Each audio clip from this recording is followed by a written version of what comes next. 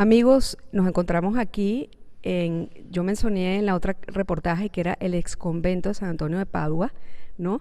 Y estoy aquí, me he encontrado con Julio, quien es un guía certificado de Izamal, y él me está diciendo que aparentemente eso es lo que se dice fuera en las investigaciones en las redes, pero realmente sí es un convento actualmente. Él nos va a contar un poco la historia de cómo fue construido, cómo fue habitado, luego fue desocupado por muchos años y actualmente viven 10 frailes franciscanos alrededor que se encuentran en esta zona a partir de esta puerta que es totalmente privada. Julio, ¿qué nos puedes compartir de cómo se construyó todo ese convento que está espectacular?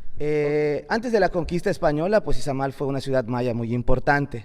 Cuando llega la conquista española a mediados del siglo XVI, pues también llegan los evangelizadores, ¿no?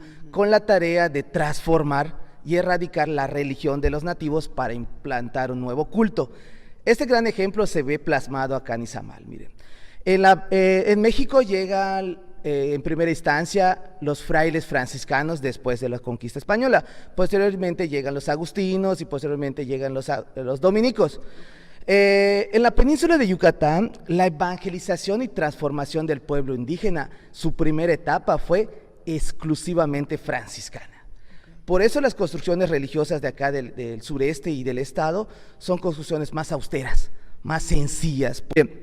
Los frailes franciscanos desembarcan por Campeche alrededor del 1545, más o menos. Y de Campeche vienen fundando conventos. Querían abarcar gran parte de toda la península, ¿no? La primera fundación fue el convento San Francisco de Asís de Campeche. Okay. La segunda fundación, el convento San Francisco de Asís de Mérida. La tercera fundación fue el convento San Miguel Arcángel de Maní. La cuarta casa franciscana fue el convento San Francisco de Asís de Concal. Y la quinta casa franciscana y la mayor obra hecha por los frailes franciscanos acá en la península de Yucatán fue este gran convento que se llama San Antonio de Padua, de Izamal. Julio, ¿dónde está Maní y Concal? Maní queda hacia el sur, cerca de Uxmal, okay. Y Concal queda a unos pasos de Mérida, cerca de la capital. Entonces, realmente, junto con el convento San Bernardino de Siena de Valladolid, okay, fueron las primeras 6 casas franciscanas que se utilizan para la primera etapa de la evangelización. Los frailes franciscanos llegan acá en Izamal y se dan cuenta de lo importante de lo religioso del pasado maya. Y lo que hacen es utilizar la pirámide maya más importante, religiosamente hablando, del pasado maya. Utilizan la estructura maya llamada Papholchac, la casa de los relámpagos, la casa del mago dios de la lluvia, donde se adoraba al dios Chac, al dios de la lluvia. Probablemente no era la pirámide más grande, probablemente no era la pirámide de gran tamaño, pero sí era la más importante religiosamente. Entonces los frailes franciscanos lo que hacen en 1549 es fundar el convento, pero no inicia su construcción rápidamente. La construcción empieza, la destrucción de la pirámide empieza alrededor de 4 años después, en 1553, y bajo el mando de Fray Diego de Landa, un fraile muy controversial, inicia la destrucción de la pirámide e inicia la construcción del convento. Realmente este convento es de mediados del siglo XVI y tiene las características de los conventos de esa época. Un convento que es una parte privada, que es la parte habitacional, donde está el comedor, la cocina, las celdas de castigo, el claustro, que es toda esta área, okay, que solo los religiosos tenían acceso. Okay. Una iglesia en la parte de en medio, pero también tenían una herramienta utilizada acá en la evangelización llamada capilla de indios, porque los indígenas mayas no tenían derecho de entrar a las iglesias antes de no ser bautizados. Pero también este convento tiene un gran atrio, porque los indígenas mayas no querían entrar a las iglesias, porque pensaban que los techos se les podía caer encima. Y porque ellos no estaban acostumbrados a hacer un ritual, una oración, en un espacio cerrado. Ellos estaban acostumbrados a sus pirámides o templos mayas que eran al aire libre.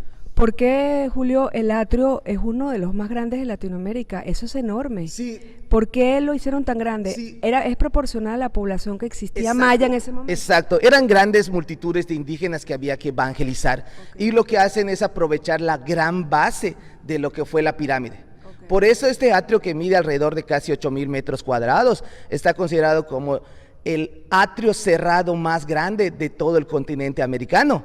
Pero el dato más importante es que está considerado como el segundo atrio cerrado más grande del mundo, nada más superados por la Plaza de San Pedro en Roma. Hay atrios más grandes en México y en el mundo, pero no están cerrados.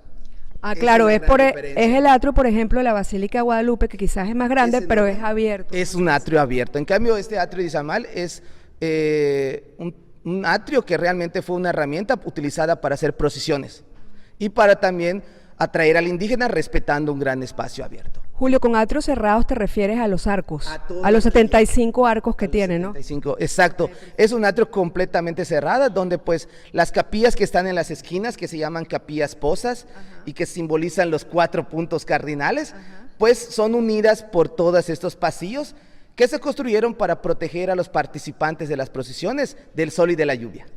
Por eso se unen las capillas posas. Ok, pues les decía, este no es un ex convento. Es que esta construcción hoy en día, llamada San Antonio de Padua, sigue siendo un convento habitado por frailes franciscanos. Nos encontramos en donde en el pasado solo los religiosos tenían acceso, pero hoy en día pues hay una parte que se puede visitar y hay un área que no se puede visitar, que es ese espacio privado. En el pasado, este convento, esta parte habitacional, es un convento muy grande, que según los arqueólogos probablemente estuvo habitado por alrededor de casi 100 frailes. Wow. Pero estos frailes fueron expulsados en 1820. Fue una orden de los reyes de España, porque los frailes franciscanos pues ya se estaban ganando más la confianza del indígena. Y los reyes de España pues creyeron que les podían boicotear o quitar el mando, y expulsan a los frailes franciscanos de todo México. Pero en Yucatán fueron los únicos que hicieron caso, los demás no hicieron caso, y se refugian los frailes en el centro del país, por la capital en México, ¿no? Este convento fue abandonado en 1820.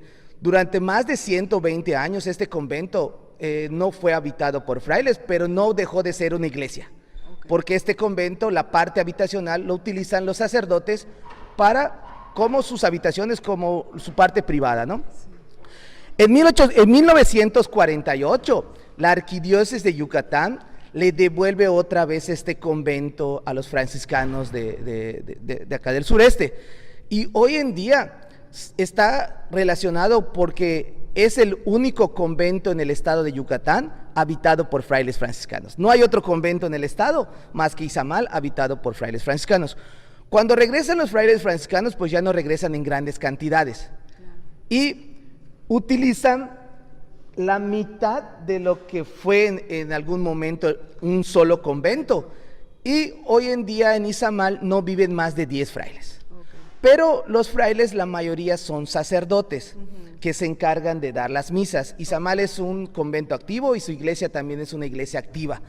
Los frailes franciscanos no tienen un estilo de vida de claustro, de encierro. Salen, tienen contacto con la gente, les llevan la hostia a los enfermos, las capillas que tienen todavía en su custodia pues siguen realizando misas, entonces están cerca de la gente. Realmente siguen haciendo esa labor que empezaron hace 400 años atrás, evangelizar. Perfecto. Transformar al pueblo indígena. Y es lo bonito de Izamal, porque pues todavía se puede sentir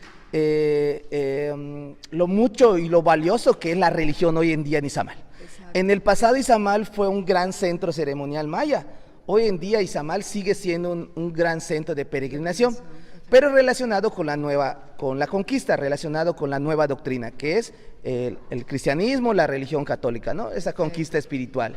Julio, qué interesante todo esto que nos has compartido. Amigos, vamos ahorita a hacer otro reportaje para que escuchen la historia de la Virgen de Izamal, de voz de una persona que pues es de aquí y nos puede transmitir de una mejor manera toda esta herencia histórica tan valiosa para nosotros los cristianos. Muchas gracias, amigos. Soy Mercedes Vallenilla. Nos vemos al rato.